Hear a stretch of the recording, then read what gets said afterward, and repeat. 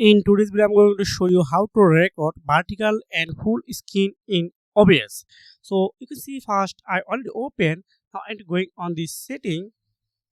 Now going to this video section, and then you can see it's currently 16:9 ratio, but I need to change it to 1000 into. So I am doing this on 1080 into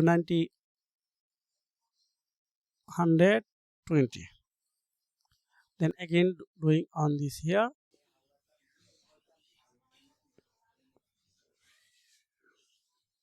1080 into 9020. That's it. Now click on OK. But you can see this full screen is not working as well. So I need to just click on right button, then on here right button, then going to transform, then click on stretch to screen.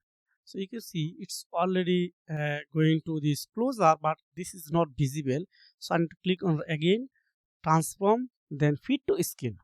So you can see it's already working as well, but no other way you can record your whole screen on this vertical mode. Thanks for watching. See you again.